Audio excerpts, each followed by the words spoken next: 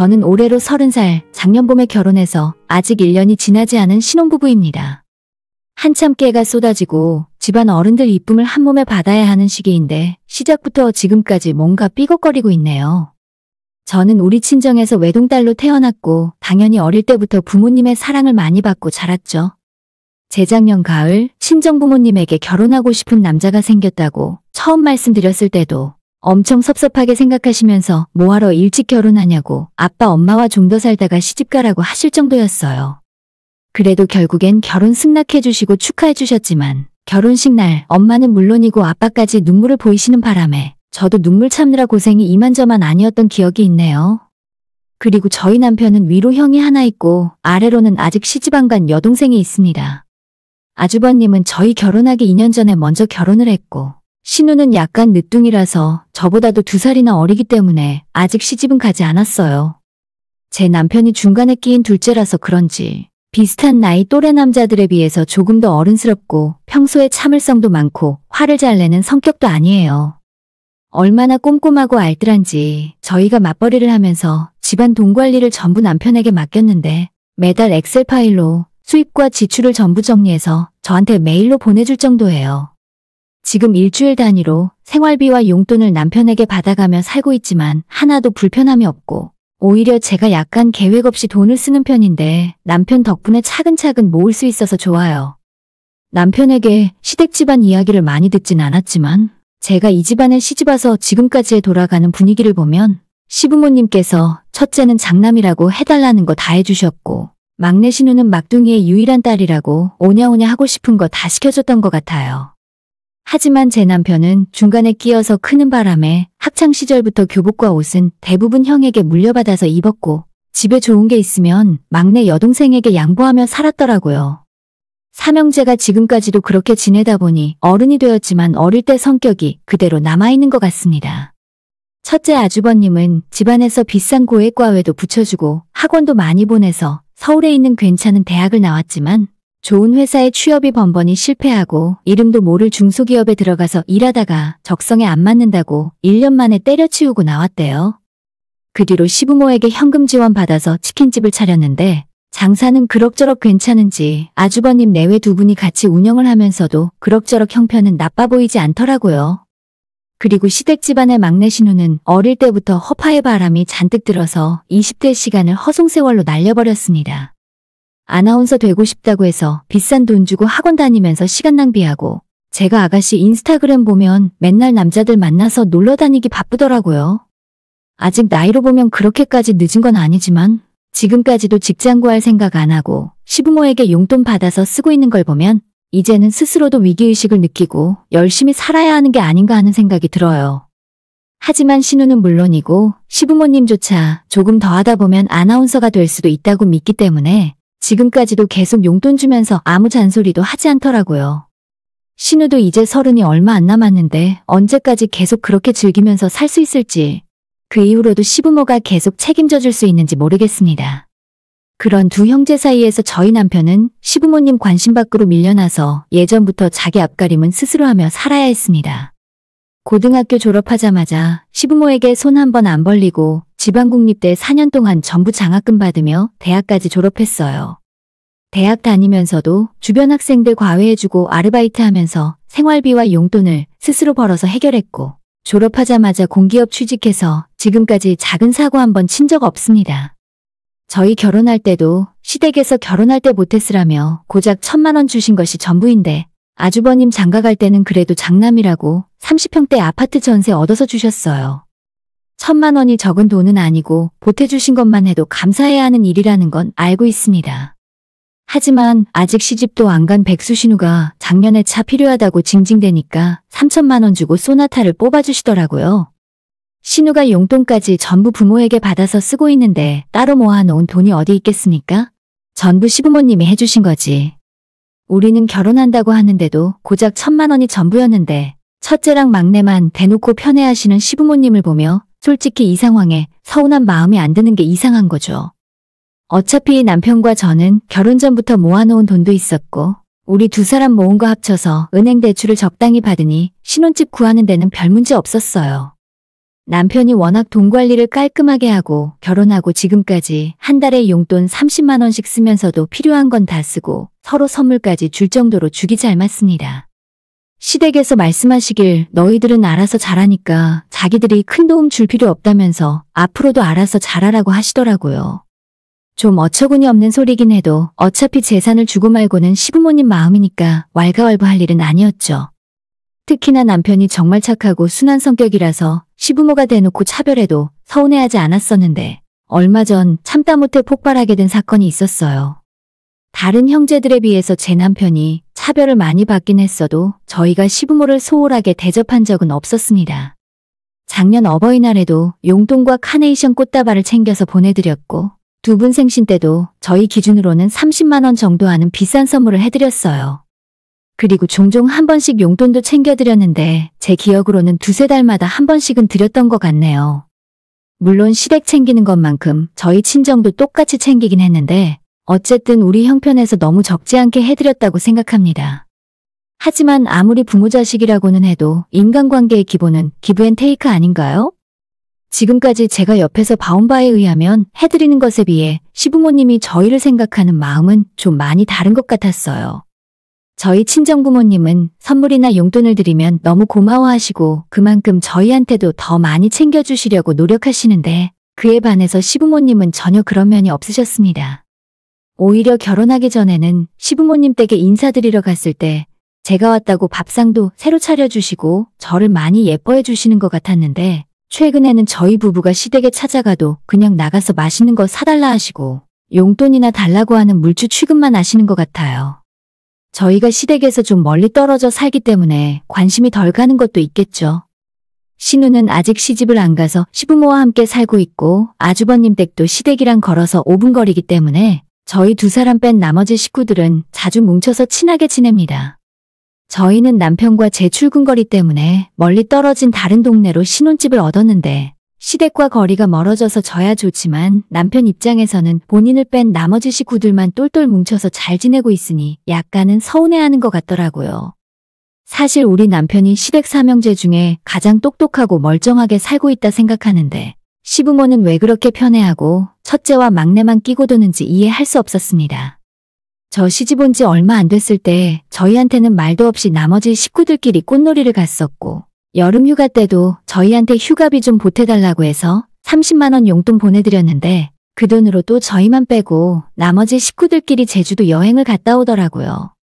그래놓고 선물 하나 사오지 않았습니다. 저라고 솔직히 시댁 식구들이랑 같이 여행 다니고 싶은 건 아니에요. 그런데 남편만 대놓고 저런 식으로 따돌리니까 은근히 기분이 좋진 않았습니다. 답답한 생각이 들어 남편에게 당신 어렸을 때 식구들에게 뭔가 잘못한 건 없냐고 물어봤더니 전혀 그런 거 없다면서 남편도 억울해하더라고요. 유독 삼형제 중에 남편만 유난히도 부모가 안 챙겨줬고 초등학교 다닐 때도 학교 준비물 같은 것도 남편은 본인 스스로 준비를 해갔다고 합니다. 남편의 형이나 여동생은 전부 시모가 어릴 때부터 다 챙겨줬었는데 이상하게 둘째라서 그런지 신경을 전혀 안 써주셨대요. 나중에 제가 시어머니한테 약간 농담을 섞어서 왜 저희 남편은 어릴 때부터 책가방 싸는 것도 안 도와주셨냐고 물어보자 둘째는 워낙 애가 알아서 잘하니까 상대적으로 신경을 덜 써도 됐다고 대답하시더라고요. 하지만 아무리 그래도 그렇지 한 가족인데 너무하다 싶은 적이 한두 번이 아닙니다. 오죽했으면 제가 남편에게 당신 입양되어 온 거 아니냐고 농담을 했던 적도 있어요. 이런 남편과 결혼해서 이 집안 며느리로 살았더니 남편에 대한 찬밥 대우가 저한테까지 이어져서 명절이나 시댁 식구 다 같이 모이는 날에는 형님 놔두고 온갖 심부름을 저한테 다 시키더라고요. 정확하게 현장에서 증거를 잡은 건 아니지만 은근슬쩍 제 앞에 일거리를 쌓아놓으시거나 겨우 일 끝내고 앉아서 쉬려고 하면 설거지하라든지 뒷정리하라면서 제가 놀고 있는 꼴을 못 보셨어요. 제가 먼저 시어머니를 미워한 적도 없고 미움받을 짓을 한 적도 당연히 없었는데 시모와 형님과 같이 명절 준비하고 있다 보면 은근히 저를 깎아내리는 말을 하고 제가 다니는 직장을 흉보거나 뭔가 무시하는 느낌을 자주 받을 수 있었습니다. 저와 남편은 정년이 보장된 공기업을 다니고 있는 직장인이고 매달 정해진 월급을 받으며 살고 있는데 자영업을 하는 형님네 부부에 비해 소득이 적을 수도 있는 거죠. 치킨집 차려서 형님네 두뇌회가 열심히 하고 돈을 많이 버는 건 좋은 일이지만 자꾸 저희 부부가 능력이 모자라서 시댁 용돈도 적게 준다는 식으로 말씀하세요. 심지어 아주버님네 그 치킨집도 본인들 돈으로 차린 게 아니라 시댁에서 차려준 거잖아요? 1억이 훨씬 넘게 보태주셨다고 알고 있는데 형님네가 저희보다 시댁 용돈을 많이 주는 것도 당연한 일 아닐까요? 형님네는 결혼할 때 신혼집도 시댁에서 장만해 주셨고 아주버님이 변변한 직장도 못 다니고 있으니까 가게까지 차려줬는데 저희보다 훨씬 더 잘하셨어야죠. 우리 부부 둘이서 맞벌이 월급쟁이로 일을 해봐야 한 달에 얼마나 벌겠어요? 그 돈으로 적금도 붓고 전세 대출 받은 이자도 내다 보면 한 달 생활비로 얼마 쓰지도 못해요. 남편과 제가 용돈을 아껴서 두세 달에 한 번씩 돈을 모아 양가 부모님 용돈을 얼마씩 드리는 건데 저희한테 미안한 마음도 전혀 없고 고마워하는 기색도 없더라고요. 이러다 보니 처음엔 친정과 시댁 구별 안 하고 전부 잘해드려야겠다 마음먹었었는데 그런 제 마음이 조금씩 무너져 내리고 있었습니다. 특별한 이유 없이 부모가 자식을 차별한다는 것은 정말 억울하고 납득하기 힘든 일이었어요. 남편은 본인이 차별당하는 것까지는 별말 안 하고 참고 있었지만 결혼한 뒤에 저까지 자기 집에서 무시당하는 걸 알게 된 이후로는 많이 힘들어했었고 심지어는 저보고 앞으로 시댁에 가지 말라며 회사가 바쁘다는 핑계를 대던지 아니면 몸이 아프다는 거짓말을 하던지 본인이 다 커버쳐 줄 테니까 이제 시댁 집구석엔 가지 말라 하더라고요. 그래도 그때까지만 해도 아직 결혼한 지 1년도 안 됐는데 어떻게 처음부터 시부모와 척을 지고 살 수 있겠나 싶어서 일단 참아보자 싶었어요. 그런데 제가 12월에 생일이 있습니다. 하필이면 시모를 제외한 이 집안 여자들 생일이 연말에 싹 다 몰려있더라고요. 신우가 11월 말에 생일이고 제가 12월 초 그리고 형님이 12월 중순이 생일이죠. 일단 가장 먼저 생일을 맞이한 신우에게 무슨 선물을 해줘야 하나 고민을 하다가 신우가 좋아하는 브랜드에서 나온 향수와 화장품 세트를 사서 선물을 해줬어요. 인터넷 최저가로 사줄까 하다가 시댁 식구들이 평소에 어디에서 구입한 건지 중요하게 생각하는 사람들이라 백화점에서 19만 원 주고 포장까지 예쁘게 해서 선물했습니다. 제 나름대로 이 정도면 꽤 신경 써서 챙겨줬다고 생각했는데 형님은 신우에게 40만 원이 넘는 명품 브랜드 지갑을 사서 주더라고요. 신우가 저희 두 사람의 선물을 받은 뒤에 나중에 카톡 배경화면에 사진을 찍어서 올렸는데 제가 준 선물을 쏙 빼놓고 형님이 해준 선물만 찍어서 올리더군요. 아무리 그래도 제가 보고 있다는 걸 뻔히 알고 있는데 형님에게 받은 비싼 선물만 찍어서 올리는 모습을 보며 너무 서운한 마음이 들었습니다. 그리고 제 생일날에는 별일 없이 남편과 둘이 즐거운 시간을 보냈었고 그 다음 주 형님의 생일이 있을 때는 시댁에서 온 가족 다 모이라고 해서 저희도 같이 갔었어요. 어차피 며칠 차이 안 나니까 너 생일도 첫째네 생일이랑 같이 하면 되겠다. 저한테는 한마디 상의도 없이 형님 생일에 맞춰서 제 생일 축하까지 같이 하시더라고요. 뭐 애들도 아니고 그런 건 아무 상관없었지만 평소에 찬밥 취급받는 것과 같은 맥락으로 기분이 좋진 않았습니다. 파티라고 할 것까진 없고 온 식구들 같이 저녁을 먹고 케이크에 촛불까지 불고 났더니 시모가 안방에서 쇼핑백을 2개 들고 나와서 저와 형님에게 하나씩 건네주셨어요.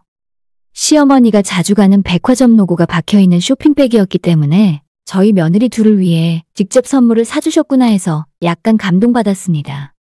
내가 괜히 민망하니까 여기서 풀지 말고 집에 가서 조용히 열어봐라. 그렇게 선물까지 다 받아들고 집에 가려고 나오는데 뭔가 조금 이상한 점이 있더라고요. 신발 신고 나가면서 형님 쇼핑백 안에 내용물을 보니 백화점 포장지로 선물 포장까지 되어 있어서 뭔지 전혀 보이질 않았고 제 쇼핑백 안을 슬쩍 봤더니 포장지 없이 선물 세트 박스가 얼핏 보이더라고요. 내용물 크기도 그렇고 두 사람의 선물이 다른 것 같다는 느낌이 들었지만 그 자리에서 까보자고 할 수도 없어서 그냥 집으로 돌아왔어요. 집에 돌아오자마자 내용물부터 확인을 해봤는데 지난 추석에 받았는지 설날에 받았는지 천연재료로 만든 양념 선물 세트가 들어있더라고요. 말린 버섯가루, 멸치가루 같은 것들인데 뭔가 박스부터 좀 오래 묵은 느낌이 나고 이리저리 둘러봤더니 유통기한이 보름 정도 지나 있었어요. 정말 그 선물을 확인하자마자 어처구니가 없어서 헛웃음이 날 정도였고 남편도 유통기한을 확인하고는 표정이 딱딱하게 굳어버렸죠. 혹시나 형님도 같은 선물을 받았으면 유통기한 확인 안 하고 먹을까봐 바로 전화 걸어서 선물 받은 거 유통기한 확인했냐고 물어봤죠. 형님, 아까 어머님한테 받은 선물 유통기한 확인해 보셔야 할 것 같아요. 그러자 형님은 그게 무슨 소리냐고 되물으면서 지금 무슨 소리 하는 건지 모르겠네. 나도 방금 집에 와서 포장 뜯어봤는데 버버리 스카프가 들어있던데? 내가 예전에 어머님이랑 백화점 갔을 때 스카프 하나 갖고 싶다고 했었는데 그거 기억하셨다가 사주셨나 봐. 근데 동사는 뭘 받았길래 유통기한이 있어? 먹는 건가 봐. 진짜 그 이야기를 듣고 제 얼굴은 물론 목이랑 귀까지 새빨갛게 달아오르는 것을 느낄 수 있었어요. 너무 창피하고 수치스러워서 쥐구멍이 있으면 기어 들어가고 싶더라고요. 형님한테는 50만 원 정도 하는 명품 스카프를 사줬고 저한테는 집에서 굴러다니던 유통기한 지난 선물 세트를 주신 겁니다. 화가 나고 수치스러워서 나중엔 눈물까지 뚝뚝 떨어지더라고요. 대체 내가 이 집안의 며느리로 들어와서 뭘 그렇게 잘못했나 싶었죠. 남편에게는 미안하지만 결혼이고 뭐고 다 때려치우고 친정엄마 집에 가버리고 싶었어요. 남편에게 엉엉 울면서 내가 당신 집안 사람들한테 이런 대접 받으려고 결혼한 건 아니라고 땅을 치며 하소연을 했죠. 형님이 명품 선물을 받았다는 걸 알게 된 남편은 완전 표정이 차갑게 굳어져서 아무 말도 못하고 저한테 미안하다 하더라고요. 저보고 잠깐 집에서 기다리라 해놓고는 제가 받은 선물을 들고 집을 나가버렸죠. 집에서 나간 지 2시간, 3시간이 되도록 돌아오지 않자 저는 너무 불안했습니다. 밤도 늦었고 대체 어딜 간 걸까? 설마 시댁에 가서 한바탕 뒤집어 엎고 있는 걸까? 오만 걱정을 하고 있었는데 기다리는 남편 전화 대신에 시어머니한테 전화가 오더라고요. 야, 내가 설마 너한테 못 먹을 걸 줬겠니? 유통기한 한 달 정도 지난 건 먹어도 아무 상관없어. 그게 얼마나 비싼 고급 선물 세트인지 알기나 해. 저한테 미안하다고 사과는커녕 오히려 더 크게 소리 지르고 따지더라고요. 그로부터 또 30분 정도 지났을 때 남편이 집에 돌아왔고 저한테 앞으로 시댁 사람들은 없는 거나 마찬가지니까 신경 쓰지 말고 살랍니다. 들고 나갔던 유통기한 지난 선물 세트는 어디 갔냐고 물었더니 전부 시댁에 집어던지고 왔대요. 오늘 이날 이후로 자기도 인연 끊었고 저도 시댁이라 챙기고 연락받을 필요 없답니다. 정말 이래도 되나 싶었는데 남편이 그렇게 하라고 하니까 저도 남편 말을 들었죠. 시모한테 전화와 문자가 계속 왔지만 전부 받지도 않고 답장도 안 했어요. 며칠 후 주말에 남편이 저를 데리고 백화점을 가더니 사달라고 한 적도 없는 100만 원짜리 명품 지갑을 생일 선물이라며 사주더라고요.